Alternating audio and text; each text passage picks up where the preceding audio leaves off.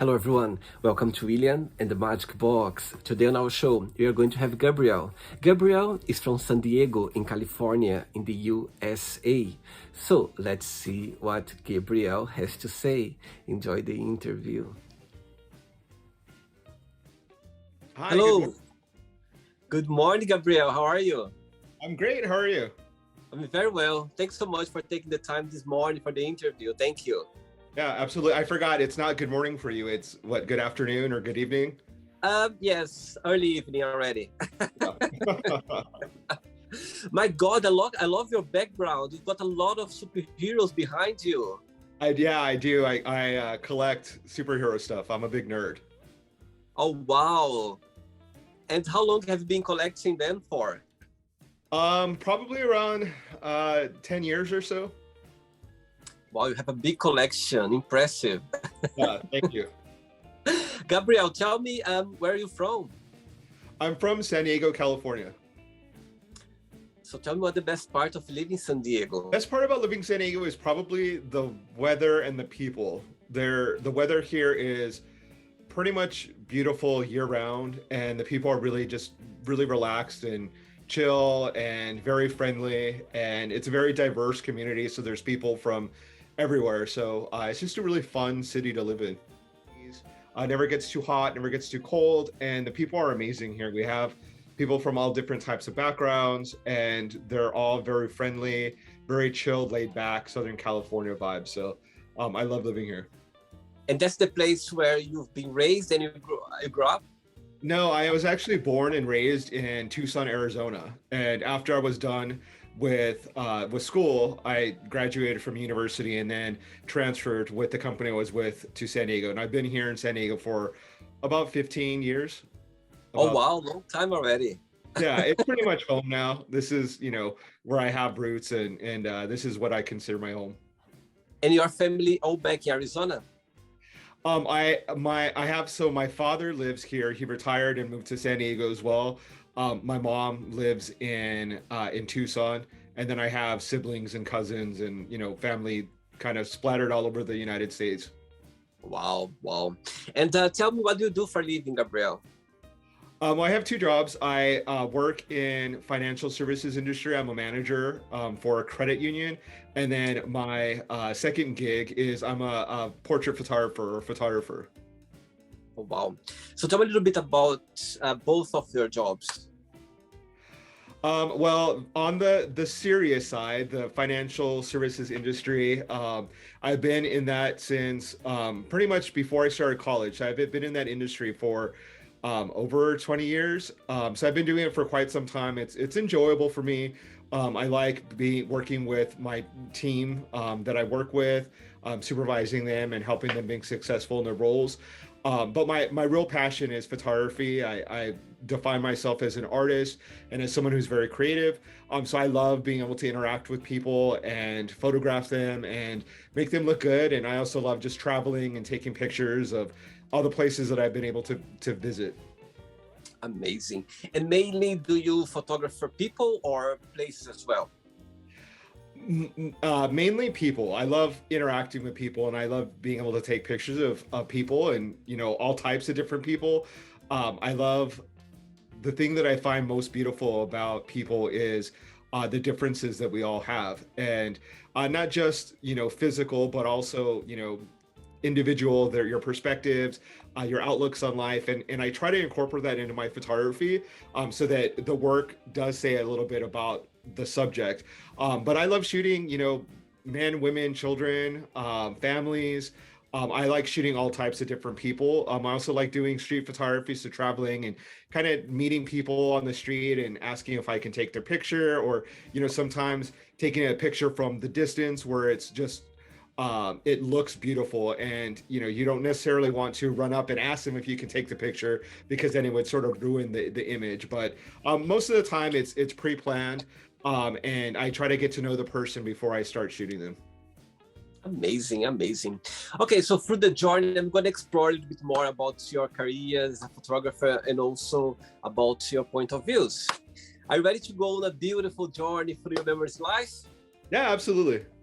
Welcome to William and the Magic Box. So this is my best.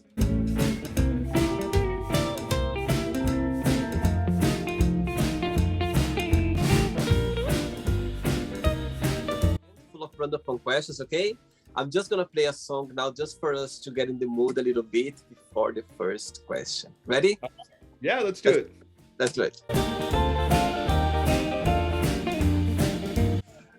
Okay, Gabriel from San Diego. Right, so before we start the game, through the journey, if there is a question that you don't want to talk about for some reason, you don't want to answer, always can change, okay? All right. First question for you is, what's the best gift have you ever received and from whom? Oh God, that's a hard one. I mean, if we were to be very serious and be philosophical, the best gift that I've ever been given is my life by my parents. It's such a miracle for people to have children and to be able to create life. So I think that's the best gift that I've had, is to have a great life that my parents gave me. I had a great childhood. Both of my parents are wonderful. They're my best friends actually. And so I would say my life, that they provided me with such a good life, or the foundation. And then I was able to go and create, my own life after I became an adult. But yeah, I would say my life by my parents. And are you the youngest, the oldest, the siblings? I am the youngest. Yeah, I am the baby of the family. I have 2 older brothers and 2 older sisters. I really only grew up primarily with 2 of them. The rest were already out of the house. So I grew up with a brother that was 6 years older than me and a sister that was 7 years older than me. And then the other 2 were kind of already out doing their own thing. I see. What was the best part of being the youngest one, and what was the most challenging part growing up?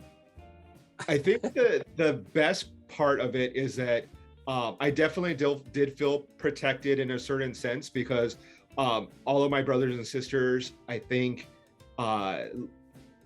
they took ownership of me in a sense. They wanted to protect me. I didn't grow up having older brothers or sisters that bullied me or picked on me.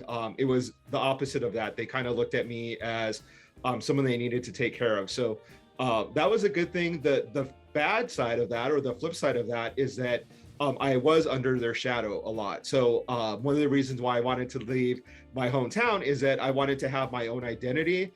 I didn't want to be, my parents' child. I didn't want to be, my brother or sister's sibling. I wanted to kind of go out and create a name for myself. So it's both positive and negative, but for the most part, mostly positive.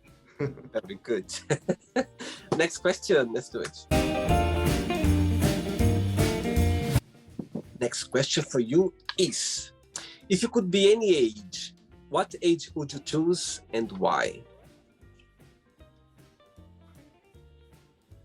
I mean, it would be fun to be 21 again, where you're considered like almost an adult. You can drink, you can go to clubs, but when I look back at myself at that age, I had so much more learning to do, so much more growing to do.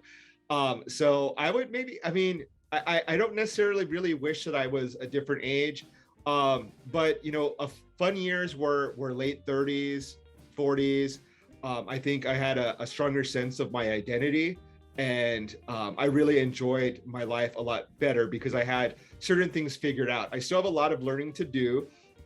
However, I felt more of myself in my 30s and in my early 40s. So, it would be fun to go back and relive that period of my life, but I try not to go back and want to relive or have any regrets about the past. Do you see age as just numbers, or it's something that bothers you for the years? I think it is just a number. I think that now that I've gotten older, I'm less preoccupied with people's age, and I'm more interested in their experience and what they have to say.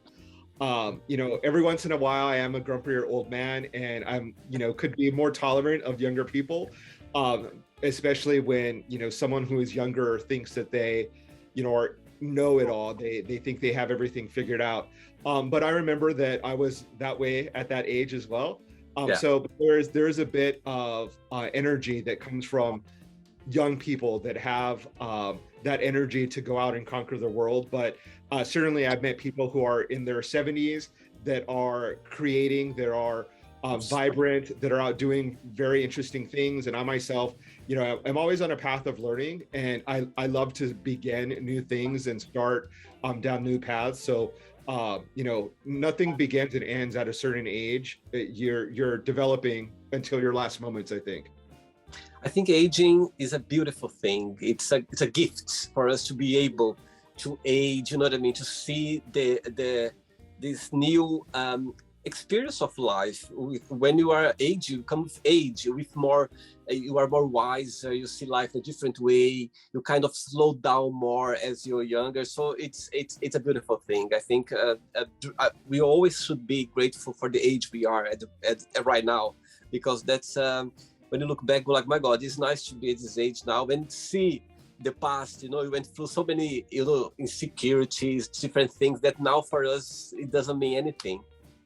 Yeah, absolutely. I think that, like you said, every day is a blessing, and nothing is promised, or nothing is, guaranteed. So every day that you have another year, another month, another day, you're really lucky to be able to wake up and be able to go out into the world. So I hope everyone has that sort of perspective, because it is great to not have to be obsessed with youth, because it's a losing game. You can't retain your youth forever.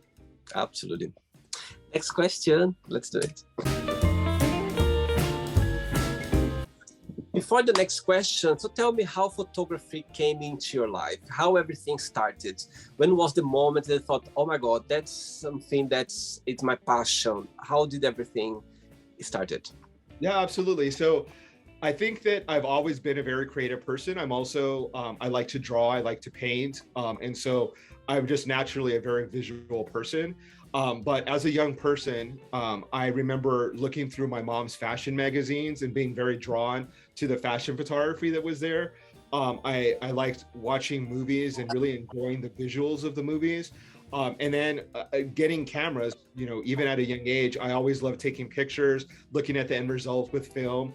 And then I went into high school, and I worked for our school newspaper, our school yearbook, and started learning the tools of the trade. And then in college, I continued my education with photography, and then I started shooting more people. And it just became an extension of my creativity. It is a way that I express my creativity. I have a job that is very regulated, that is very black and white in many ways. And so I have to live, a good chunk of my day is within a box that has rules and regulations and policies that I have to find. Whereas photography allows me so much more freedom, and there are no rules. I can express myself and do as many creative things as I like. And so if not for that outlet, I would probably be a very sad person, because it brings me so much joy and so much happiness. And I'm sure you see your photography as a joy. You don't see it as a job, because you just can do it, enjoying, and no stop, I believe. Yeah, it truly is something that I don't consider it a job, like you said. It's not a hobby. It's just something that I feel like I am compelled to do, that I have to do, because I need that creative outlet. I would feel trapped and restricted if I didn't have something to be able to express myself in that way. Very good. Next question for you is, tell us about what is your, let's start again. What's the best first date have you ever been on? Best first date would be with my husband. We've been married for quite some time. We've been together for quite some time as well. But our first date, he is from Los Angeles. Obviously I'm living in San Diego. He came down from LA, and we planned a little date to go on a battleship for the U.S. Navy. It's called the U.S. Midway. And so it's a big Navy ship that has jets. It's retired, so it's not in commission, but you can walk around and tour the facility. And I still remember now just being very giddy and very happy to be able to get to know someone that we had such a strong connection almost immediately. And I just remember having a smile on my face the whole time we were together, and vice versa, and taking little snapshots together on the bridge, and with the sun setting. And it's still very much, years later, still a very memorable moment for me.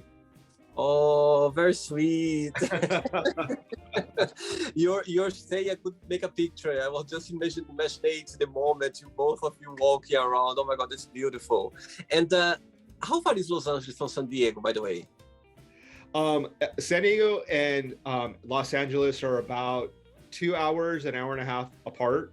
Oh, it's okay. It's not very far.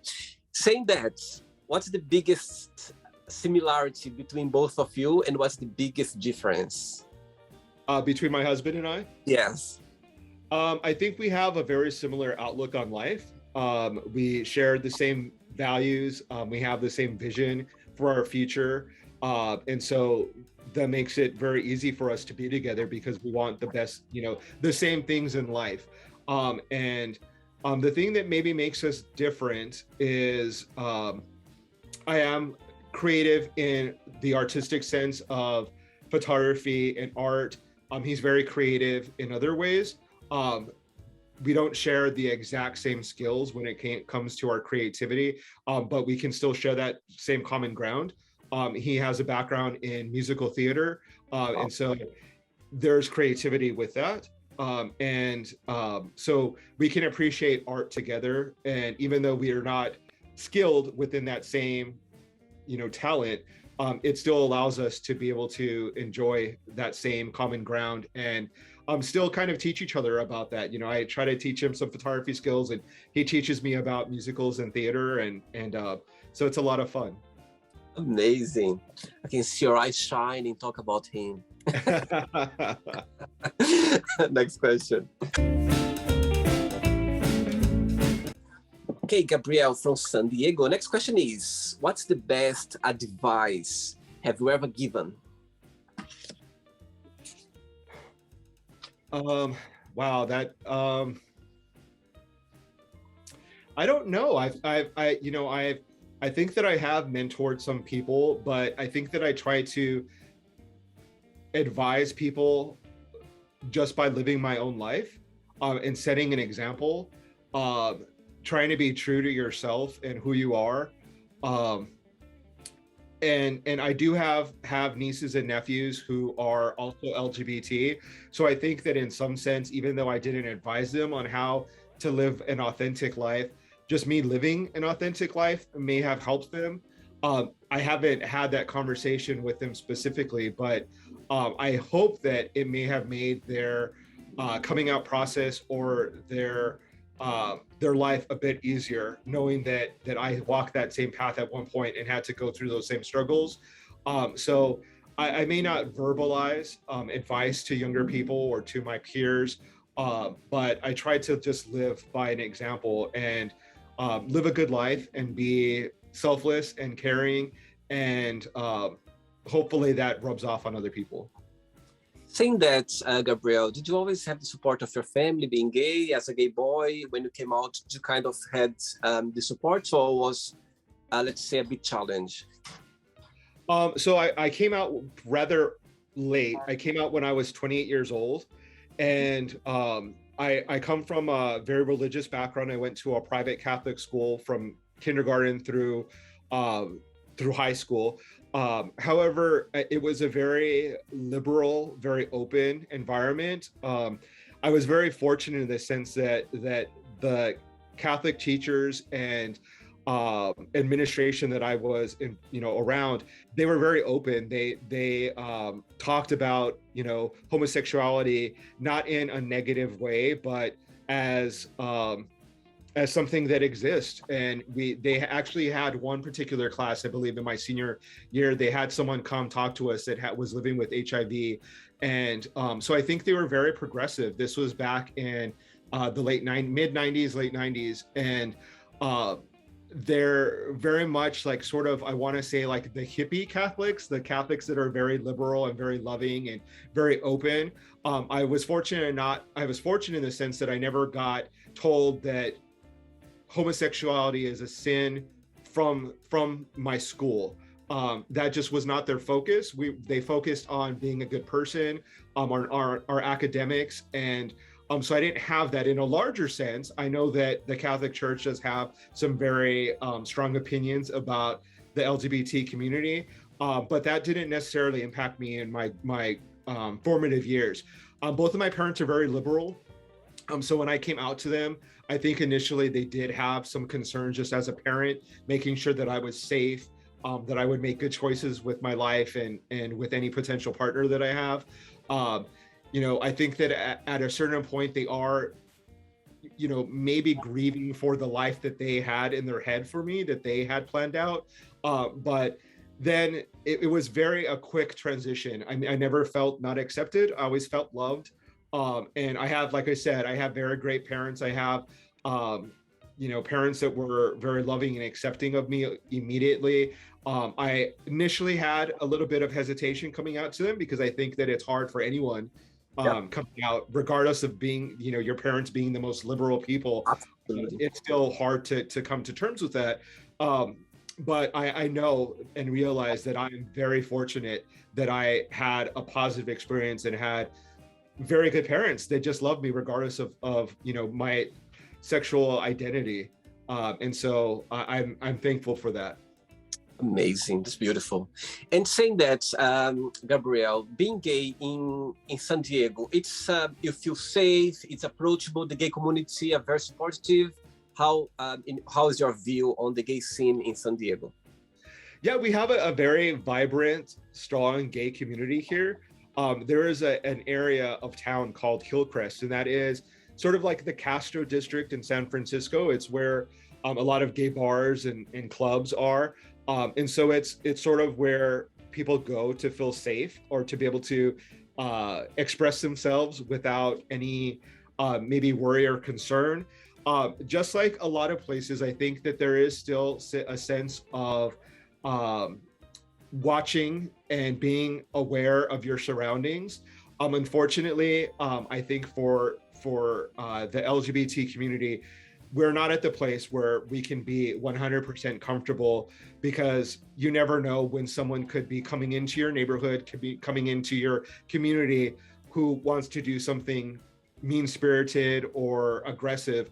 But for the most part, my husband and I own a home and in a community of predominantly straight people, and we are accepted. I've never felt, unwelcome, and it's a very positive and friendly place. However, it is not. There is still areas for improvement. There is still time. There is still some progress to be made, because there are still people that are still bigoted. So until we can get to a place where we feel just as comfortable as our straight brothers and sisters, then we still have work to do. Amazing. Yeah, I strongly believe what you said as well. Even in London, I live in London, a very open-minded city, but there's always, since I've been here, time to time, I just hear some kind of incident, the gay community in some place in London. We're like, my God, to hear that about London is kind of surreal, not real, But I understand your point. It's the same as well. So you feel free, but at the same time as well, you have this in the back of your mind that you should be a bit careful, because you never know what can happen. Yeah, absolutely. Next question. Let's do it. Okay, Gabriel, next question for you is, what is your funniest memory of your time at school? Oh, funniest memory of my time in school. There was a lot. I have a best friend by the name of Michelle, and she's one of my oldest friends. And we just had such good times, kind of laughing and acting silly in school. I'm a little hard pressed to remember one specifically, but she made my high school years fun. We were at one point pretty much inseparable. We spent a good chunk of our time together. and she's still one of my closest friends. And we would just giggle and laugh about really stupid things, joking about other people, music, and just developing a really strong friendship. Really, I don't remember the funniest thing, but we had many memories of high school that I have with her that I cherish. Did you like school? I did like school. Looking back, I do feel that, um, if I were to name a regret or want to have done something different, I think that I wish that would have been more authentic with my identity.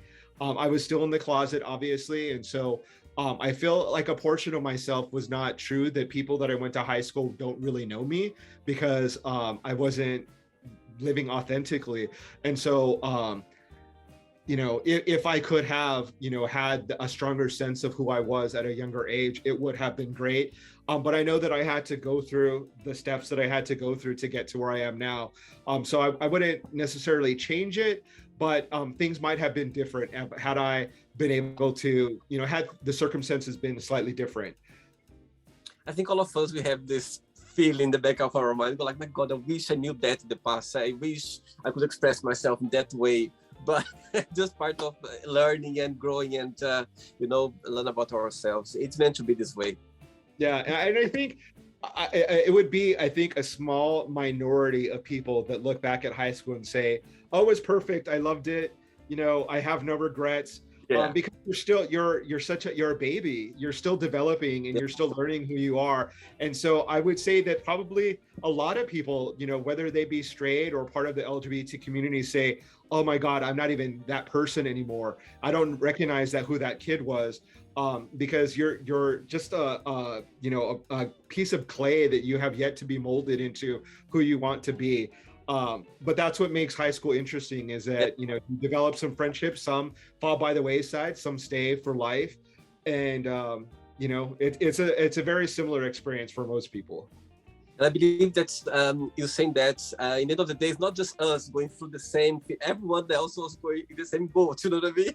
Yeah, everyone was kind of suffering in their own way. Yeah, they were trying to find their own way. And when they look back, for sure, they have the same feeling as we do. You know what I mean? Right. Next question. Let's do it. But before the next question, of course, as I can see how much you enjoy being a photographer, there's always a challenging part. What that would be, in your opinion? The most challenging thing about being a photographer is making your subject feel comfortable.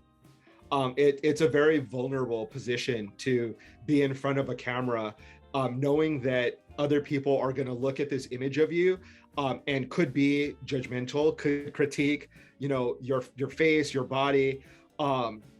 My job is to make that subject look as good as they can and to capture who they are as a person, and do so in a creative and artistic way. But I strive to make everyone feel comfortable, and make them know that I would never do anything to make them look bad. I would never do anything to exploit them, or to do anything that they would regret. And so I want it to be a positive experience for that person, because I want to be able to develop a relationship where, maybe down the line, they want to hire me for their wedding. They want to hire me to shoot their kids.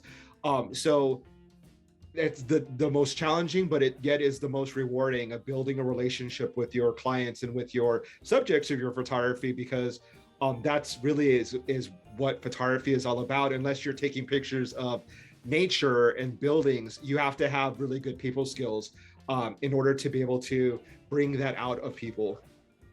And how do you which mechanism do you use when you see that the person is not comfortable? There is a kind of, to break the ice, there is something that you do, or there is always, what's your way of dealing with the situation?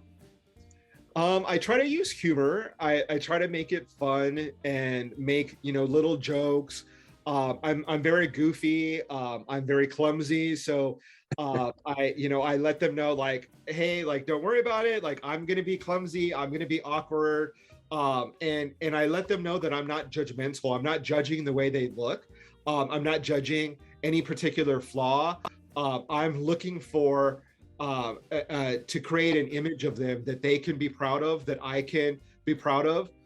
And so I try to use, you know, my body expressions to make them feel comfortable. I try to use my smile to disarm them. I try to use friendly language. And if it, you see that it's not working, then, you know, you just try to say, you know, like, shake it out, loosen your body. You know, what makes you feel good? What angles do you feel confident in? Most people have a sense of awareness about their body and their face. They know they like this side of their face, or they feel, you know, tall when they stand up straight. So I like to express that and ask them, how do you feel confident? What makes you feel strong and beautiful? Is it, you know, if you're, you know, if wearing heels makes you feel confident, put on the heels. If wearing jeans and being relaxed makes you comfortable and you're going to look happy, put on jeans. I rarely tell people how to dress. I want them to be very relaxed and comfortable and dress whatever makes them feel good. So if it's formal, if you feel very comfortable and confident and beautiful in a suit, wear a suit. If you feel comfortable naked, take off your clothes. It's all about that individual and then me reacting to what they're able to give me. Amazing. Good. Next question is, describe yourself in one positive word and one negative word only.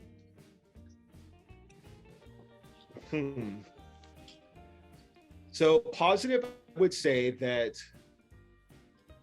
I'm a caring person. I do care about people. In a negative word, I can be judgmental. It's part of, I think, being a Virgo. But I have to stop myself from that. And I try to actively work against that instinct for me to be judgmental. I think it goes along with my background of going to a private school, going to college, that you start to create preconceived notions about people. And so and I think that everyone is judgmental in a certain sense. And that you, as a kind person, you have to try to work against that instinct to prejudge or to judge people, and be inquisitive and ask questions and learn about someone before you come up with an idea of who they are. And that's, you know, part of what the photography is about, is me meeting people that are different and that are completely different than I am, and learning about their perspective and what they have to say and their perspective on life. But sometimes it can be hard because I think as a Virgo, I have strong opinions. Sometimes I'm a little bit hot and cold or black and white. I see things in a very black and white way. Which day are you? It's October, isn't it? Virgo is October. Virgo is August 22nd through September 22nd. Okay. So my birthday is August 25th. So I'm right at the beginning of Virgo. I see. Very good. Okay, I have 3 questions left for you, okay? Let's do it.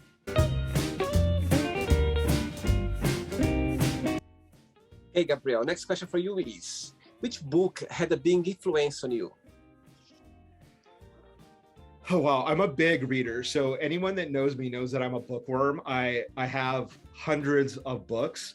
So it's very difficult for me to say what is the most influential or what is my most favorite, because I have such a strong feelings towards books. One book that in particular that comes to mind is Just Kids by Patti Smith. She is a legendary punk rock singer, and she was girlfriend, best friend, companion of the famous photographer Robert Mapplethorpe. And so her biography, Just Kids, discusses how they came to meet, how they sort of grew up in New York as young adults and eventually became a famous singer and a famous photographer. And the thing that is inspirational for me is seeing that two people who are very creative and have a passion for their specific art, they didn't take no, they didn't take obstacles as an excuse to not get to where they wanted to be. They were very motivated. And I love hearing stories about people who envision a future for themselves and work really hard to create it and make that happen, especially within an artistic sense, because it is very hard to be successful in the creative world. It's oftentimes not the most, you're not going to be compensated like you would having a real job. It's very hard to be able to work full time at it. You have a lot of rejection. You have people that critique something that you feel very strongly and heartfelt about when it comes to your art. So you're already, I think, a sensitive person as an artist, but you have to develop a thick skin because people will critique your music, people will critique your artwork. But I love the book because it talks about such an exciting period of time in New York where, they hung out with Andy Warhol, they were friends with the Ramones, with Blondie, with Debbie Harry, and it's just exciting to hear about people creating this legendary life that they created. So that would be one of mine. I would recommend it to anyone who is interested in that New York life of like the late 70s, early 80s. And once again, it's called Just Kids by Patti Smith. It's an incredible book. Amazing. I'll make a note. Very interesting for sure. Check it out. Yeah, check it out. 2 questions left for you, Gabriel. Let's do it. All right, let's do it. By the way, Gabriel is the name of my godson. Oh, nice. It's a very popular name. Yeah. In Brazil as well. In Brazil, there's a lot of Gabriel. You say Gabriel in Brazil. Say Gabriel. And he's 2 years old and we call him Gabi. Yeah. I growing up, my family called me Gabe. I have a sister that used to call me Gaby when I was a baby. But for the most part, until I moved to San Diego, a lot of people from Mexico that's their nickname for someone named Gabriel is Gabi. So I have some coworkers that used to call me that as well. Right. Before the next question, tell me, those 2 years that the world went upside down with the COVID crisis. Personally for you, what's the biggest positive impact that brought to your personal life? And also, what's the negative one, if you can share? Well, the time that we were in isolation, I was very fortunate to have a spouse, to have a husband with me, and to have 2 dogs, and to have a family unit that I was able to rely on, to give me strength, to get me through dark times. Not everyone has that. And so I know that it was very challenging for people who were single, people that don't have a family unit to rely on. So the positive thing is that I think that it made my relationship stronger. We spent a lot of time together, and it made me really look at what I had and value what I have and be grateful for having someone that is a rock for me, that is someone I can rely on and helps me, support me, and I can offer the same to them. The negative thing about that period is seeing friends who did suffer through depression and really were struggling with being isolated from the rest of the community. One of the things that, as restrictions were lowered, we almost immediately tried to meet with friends outside in the park, socially distant, but tried to get out and see them physically, because we were seeing people that, were ending their life, that were very lonely, and we wanted to try to prevent that from happening. And so we would have barbecues, we would have, once it was safe to do so, we would have bonfires, we would, just go and sit in a park and be 6 feet apart, but still just be able to talk and see each other. And it was really important for us to connect with people in even the most minimal amount of way, even if it was through the computer and through electronic devices. So I think that was the saddest part, is seeing people. I was very fortunate. No one in my family, luckily, was succumbed to COVID. So I'm very fortunate in that sense. But I know a lot of people that did suffer from that, and so I think it's always going to be a very memorable time in everyone's lives that we survived that time period, and one that we'll always reflect upon, and see that it was something that the whole world was really challenged by, and we saw people really rise to the occasion. We saw some people that weren't able to deal with it, and hopefully we can see how we can help prevent that in the future. If we ever face, and more than likely we will face something similar again, but maybe now we have more tools and better knowledge of how we can help support each other as a community and make sure that we're there for each other. It's interesting you saying that, because it's fun. It's interesting when you're gonna go talk to friends in like you are sharing, a conversation. There's always people go like, oh, before the COVID and after the COVID. There's always a moment when you're gonna say, oh, actually, my holidays was before the COVID. I did this, that. So there's always like a path when you know what I mean. Talking about any kind of conversation, there's always the COVID before and after the COVID crisis. There's always something there in a positive way, in a very relaxed way, not like politics or anything. You know what I mean? Like in a friend's conversation, there's always this before and after the COVID situation. Yeah, it's definitely a marker in history that people will remember: the before, the during, and the after. It is solidified as a very defining moment in world history now. Yeah, absolutely. Next question for you is talking about before and after crisis. What scares you the most about your future? I don't have a lot of fears about my future. I feel very secure. I feel happy with the progress and the path that I'm on. I think certainly, I think everyone, fears for the loss of loved ones. It's inevitable.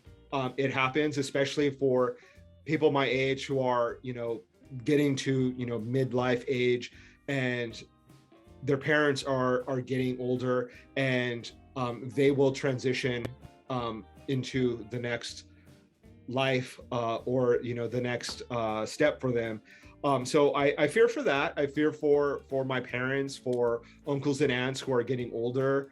I definitely have a lot of apprehension and fear for the younger generation. Unfortunately, as I'm sure you're aware of, the United States has a huge problem with violence and with guns. So my hope for the future is that we can get that in control. I have nieces and nephews that go to public school, that I am fearful that they would ever have to encounter something that way. I'm saddened that they even have to learn about how to protect themselves from guns in a classroom environment. That's really nothing that I ever would have thought that a young generation would have to deal with. And so I hope the United States can get our act together, and learn from other countries that have dealt with it more appropriately, and that everyone can have just a long and healthy and happy life. That's my hope for the future, and that's what I'm gonna focus on, is just the positive of everyone being able to have a positive, happy future. Amazing. Let's hope for better days, always. Yes, definitely. Gabriel, ready for the last one? Yes, absolutely. Let's do it. Let's do it. Last question.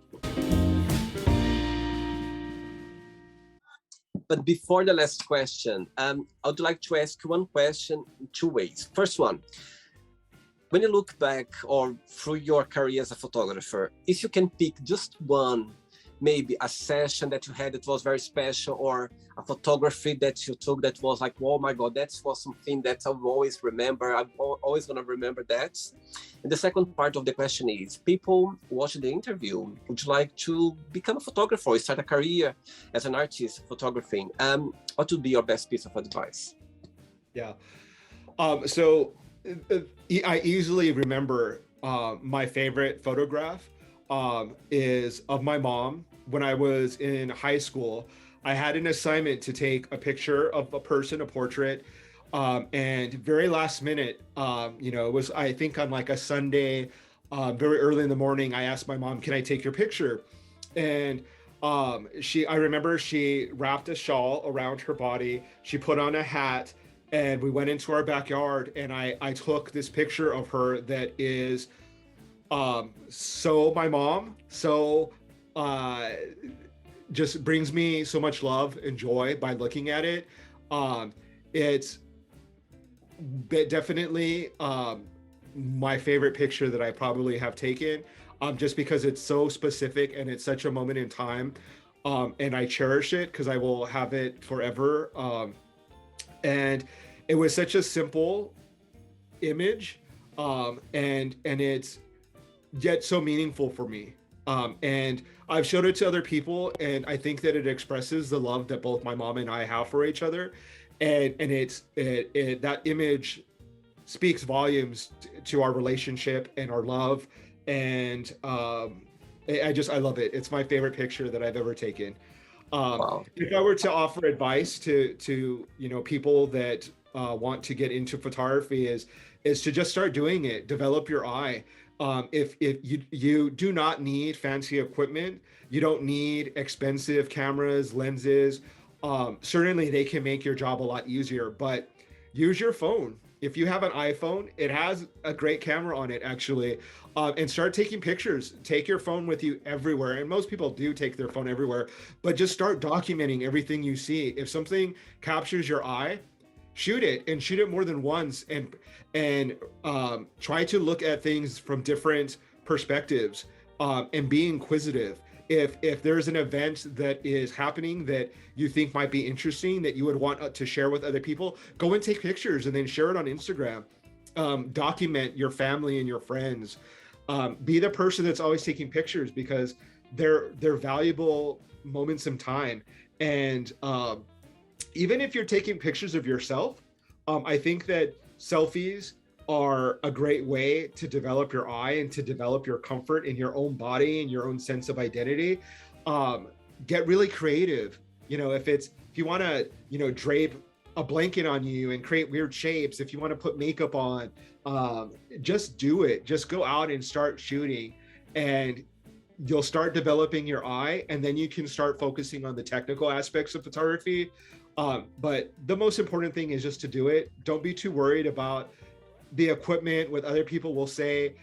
There's always going to be people that will love your work or hate it or be indifferent. Just do it for yourself. Make yourself happy. Shoot things that make you happy. And you can't go wrong with that. Very good.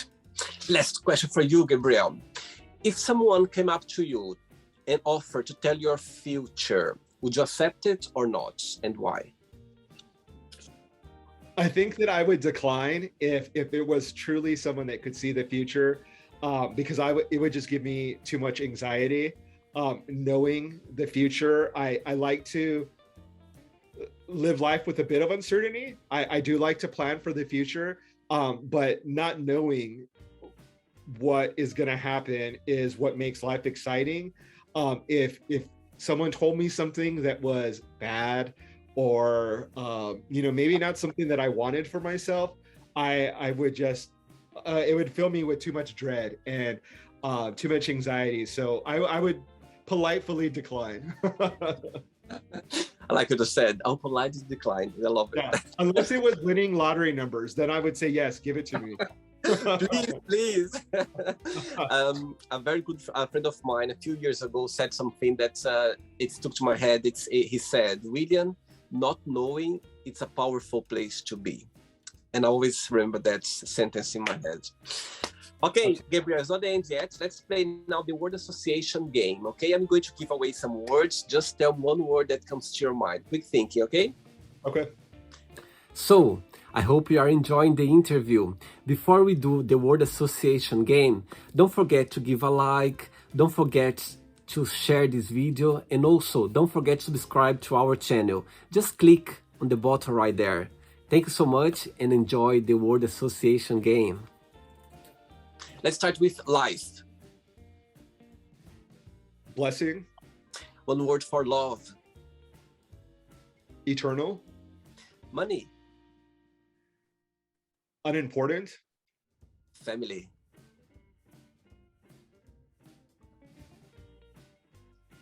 Chosen. Sex. Passion. Politics. Ooh, crazy. Religion. Unnecessary. Fear. Unavoidable. Friendship.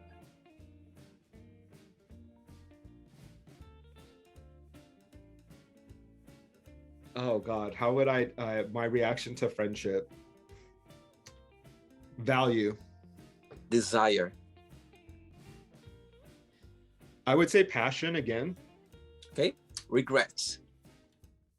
None. Success. Undefinable. Wish. Happiness. And how about happiness? One word.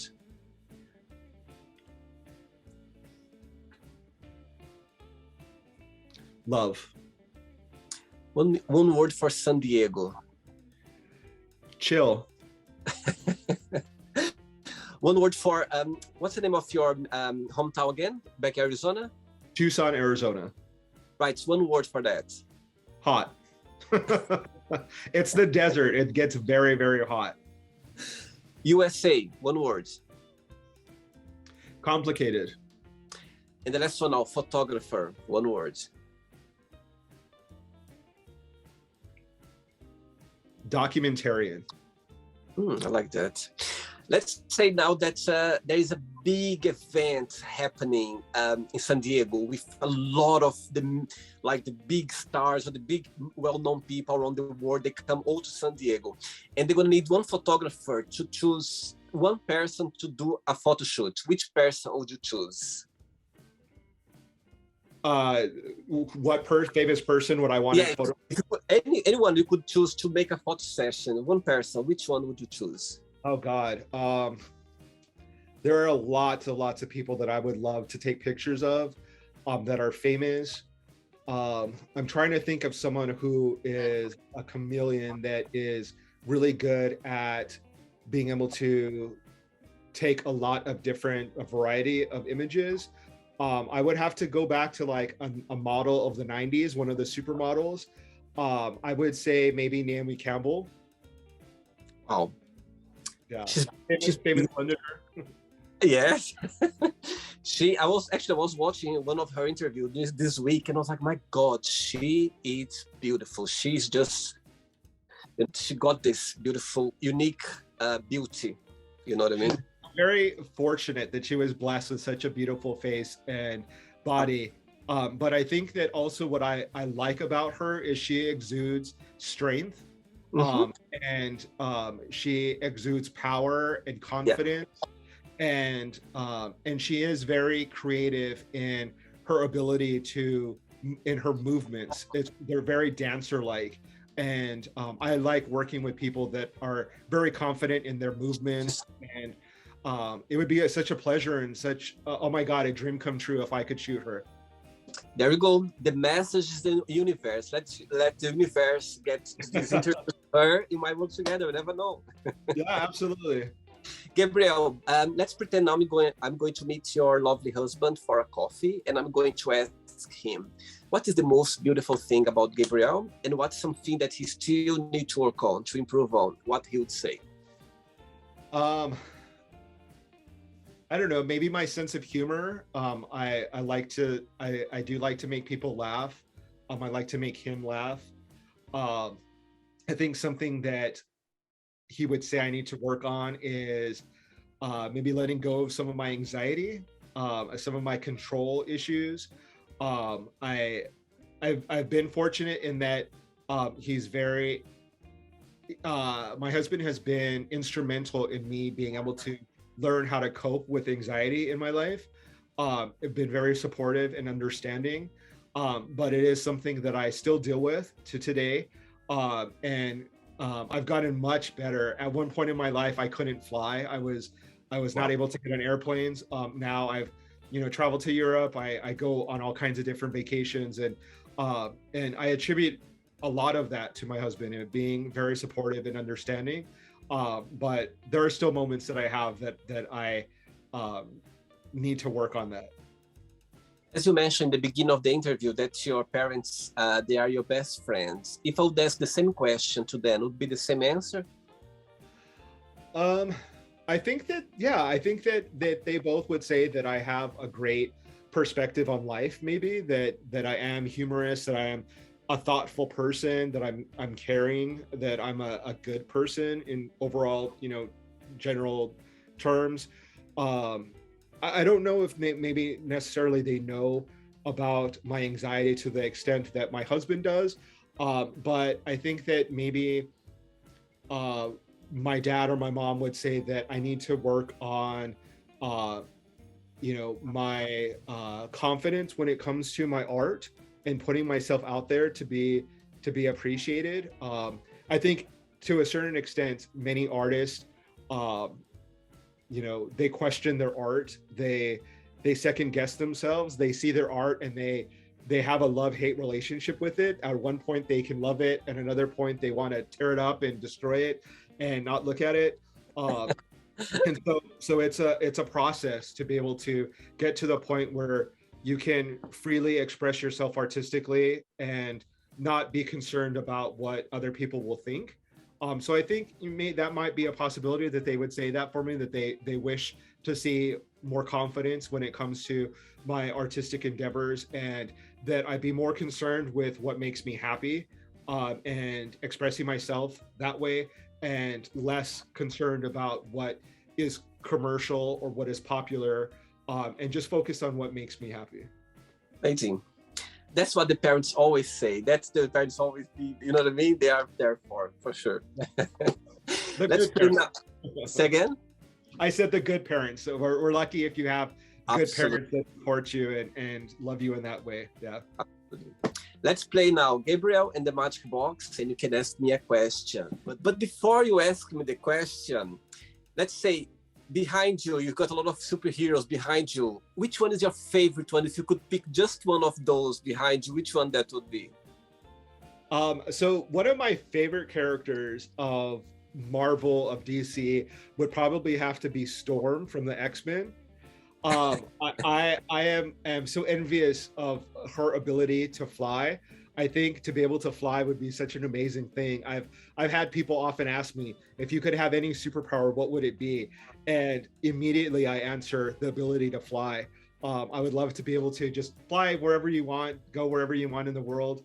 And also the fact that as a female superhero, as a Black superhero, as an African superhero, I was happy to see her in comics, and to see that she represented a segment of the community that you don't see a lot in comic books. You see Superman, you see Batman, you see a lot of white men coming to save the day, but to see a strong African woman be a leader and be strong in a superhero was really great. So I love the character. I love, at one point she has a mohawk. She is beautiful. She's smart. She's strong. She can shoot lightning. So I love that character. I think all of the gay community, we love her. I think she got this, you know what I mean, this thing that we love to see her in action, you know what I mean, showing her power. Yeah, absolutely. You can ask me a question now, Gabriel. Sure. So I've actually been to London once. I was planning a trip there with my husband for during COVID, when COVID happened, and so we had to cancel our plans. We are going in August of 2023. So if there was one place that you said I have to go to, whether it be a restaurant, a museum, whatever, a spot that in London that I have to go to, what would you recommend that I go? Okay. You put in a big spot now because I love so many places in London. And And actually, a friend of mine from Montreal, from Canada, it's coming this weekend, and I'm already planning a lot of things to do in London. Okay, the first thing that came to my mind is let's say, it's a place that not many people know. I mean, I think nowadays it's quite popular. Maybe, let's see, maybe you never heard before. Have you heard about an area called Canary Wharf? I have not. Right, there you go. Okay, so Canary Wharf is an area in East London where it's very modern. You see a lot of high buildings there. You know, it's close to the river, Thames River. And also, like, let's say 30 years ago, there was just water there, just water. Oh. There's nothing there. Yeah. And it's a modern area with like a lot of high buildings, but at the same time, it's very green. There's a lot of like little parks, a lot of flowers. It's very clean as well. And also from there's a friend of mine, elderly lady. She came to London a few years ago, and she used to come to London a lot in the 90s, the 80s, and she always was traveling to London. And I took her there, and she was like, "Oh my God, William, I didn't know about this place, this area," and she loved so much. And it's really. The first time when I was there, I was like, "Oh my God, I feel like New York," because of all these like high buildings. But there is something about the area that's very clean. It's a very it's Monday to Friday, a lot of offices. You know what I mean? It's quite busy during the weekend. It's very chilled and quiet, but it's an area there. And added to that, there is a hotel there. With the top, there's a rooftop there where you can have a cocktail and you can see out of London, like East London there. So wow. yeah, so when friends come to London, and I always take them there, when we spend some time walking around Canary Wharf, and in the end of the afternoon, the evening, I take them up to the hotel just for us to have a cocktail and see a little bit. You can see Tower Bridge. You can see Tower Bridge from there, like beautiful.